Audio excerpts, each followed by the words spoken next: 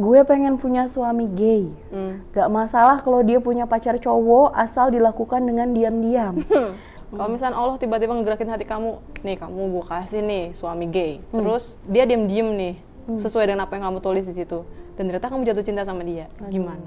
Jadi sebenarnya itu lebih kepada self management, self awareness, self care. Jadi lebih ke kamu kenalin diri kamu sendiri, itu banyak caranya. Sesuai dengan kemampuan kamu, entah mau jalan-jalan, entah kamu belajar baca buku, nonton di YouTube kajian atau apapun gitu kan, atau bergaul, berkomunitas dengan orang-orang yang sesuai dengan passion kamu, itu banyak caranya mengenal diri kamu. Tapi itu kuncinya, kalau kamu ngomong kayak gitu terus ternyata Allah, oh kamu kayak gitu ya, Allah tuh maha baik guys, jangan salah. Gue pernah minta apa ya, kalau Allah aku mau jodohin sama mantan suami gue, dikasih sama Allah tapi plus ujiannya gitu. Jadi hati-hati kalau ngomong kayak gitu, gue mau ketawa. Astagfirullah, karena memang diam-diam juga, misalnya kamu udah nikah nih, terus suaminya bener-bener gay dan diam-diam, ya Allah juga melihat gitu kan. Dan kita nggak tahu apa yang terjadi. Kamu kalau tiba-tiba nge-DM aku, nanti aku tandain loh. Nauzubillah min dzalik ya.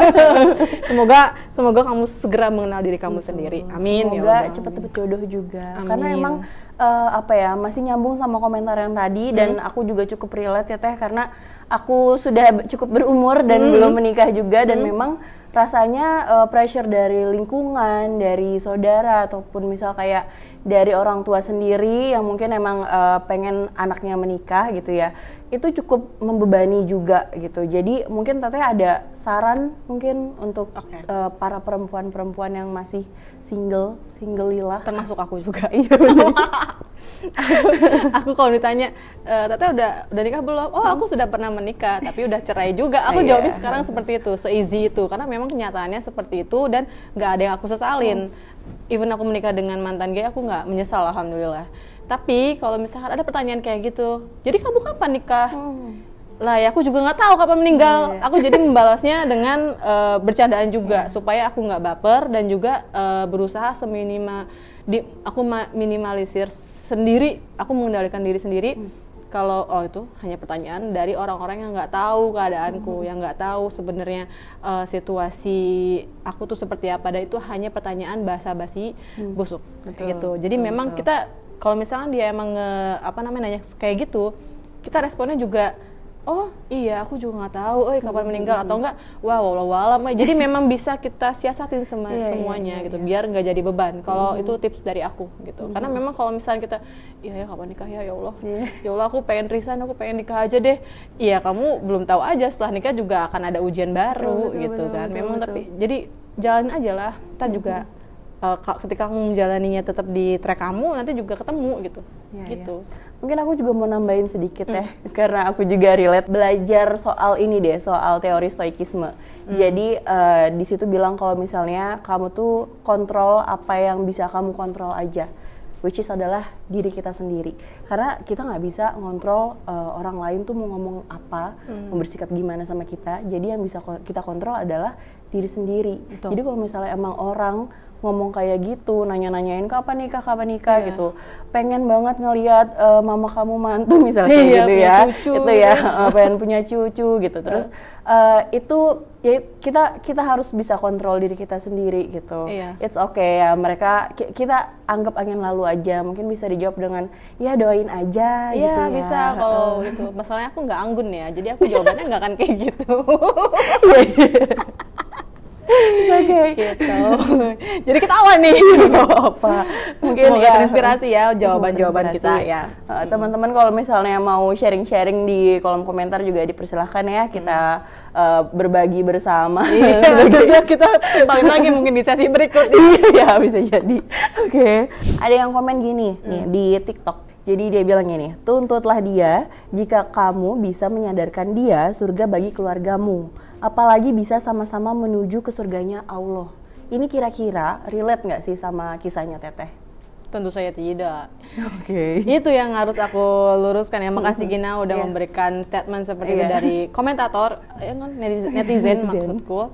Karena pada kenyataannya adalah bukan aku yang menuntut perceraian.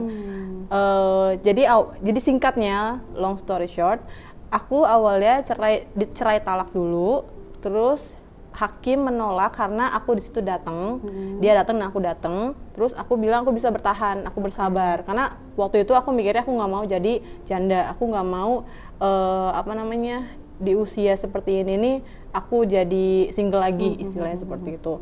Nah tapi hakim menolak tuh untuk mengabulkan perceraian pada saat itu. Nah tapi hakim ngasih opsi juga, kalaupun masih mau melanjutkan untuk bercerai, tuker, jadi cerai gugat. Jadi administrasi aku yang urus, mulai dari masukin berkas ke pengadilan lagi dari nol lagi, tapi jatuhnya cerai gugat gitu, bukan cerai talak. Nah, that's why orang-orang mungkin nyangkanya kayak, Teh Cima gimana sih memutuskan untuk bercerai? Sebentar, yang memutuskan untuk bercerai itu bukan aku, tapi mantan suami gitu. Jadi memang kenapa aku masih terus bertahan, karena memang tadi aku bilang sebutin itu, dan yang kedua aku juga masih kayak percaya gitu dia pasti berubah, bisa berubah gitu. Iya. Karena memang ini kan pernikahannya agak-agak sih, memang sangat sakral dan suci. Betul. Ya. Terus aku juga takut Allah marah di situ waktu itu. Cuma pada akhirnya cerai gugat dan terjadilah sampai akhirnya ketuk palu 2 bulan kemudian. Jadi pas 2020 awal Januari itu ketuk palu selesai gitu. Jadi bukannya aku nggak mau menuntut dia untuk berubah atau gimana pun, tapi memang aku sudah berusaha di fase itu gitu. Aku sudah menuntut dia, tapi gimana menuntut dia? Orang dianya juga kabur, dianya juga kayak malah marah gitu jatuhnya. Dan aku malah disalahkan. Aku merasa jadi self blaming gitu. Dan aku banyak dimanipulasi, banyak fakta-fakta yang juga kayak namaku dicemar, terus aku diputar-balikan faktanya seperti itu. Dia dan teman-temannya yang juga teman-temannya itu kenal sama aku gitu. Makanya mereka, alhamdulillahnya Allah ngasih jalan nih. Ada beberapa orang yang akhirnya kita bisa tabayun, klarifikasi. Ya udah, itu singkatnya. Jadi memang kalau di kenyataan aku, di case-nya aku bukan tidak menuntut itu, aku pernah melakukan itu. Cuma memang dia yang memutuskan untuk berpisah. Udah cut sampai situ. Berarti tidak ada keinginan untuk berubah ya? Gak ada. Nah berarti aku mau nanya, kalau misalnya seandainya dia ada keinginan untuk berubah, berarti Teteh mau bertahan ya dalam pernikahan itu? Nah ini kan statement seandainya ya, yang dimana kita nggak boleh berandai-andai, tapi misalnya kita berandai-andai, kalau misalnya dia mau berubah, sikapnya juga nggak akan berbanding terbalik seperti itu, pasti akan kayak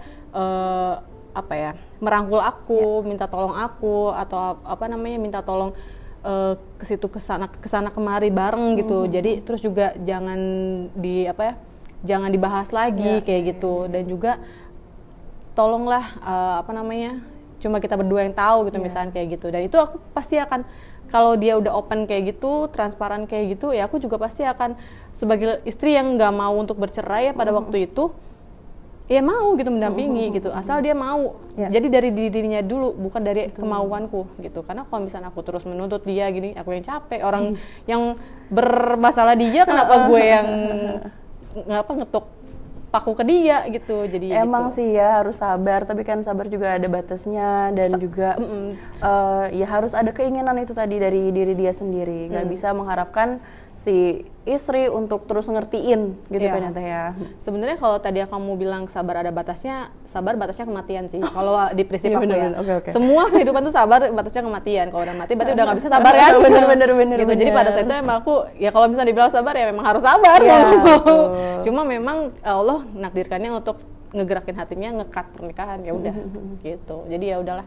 Ya udah, sabarku ya sampai sekarang juga masih sabar dengan singlenya aku, masih proses mencari jati diri. Alhamdulillah aku sudah tahu diri aku sendiri, aku sudah mengenal, tinggal aku mencari pasangan yang mau bersama aku gitu. Dan dia tuh meminta pemerintah Indonesia mungkin ya lebih tepatnya untuk ada kayak gitu KUA LGBT gitu. Gini dulu, kamu ngaji lagi deh.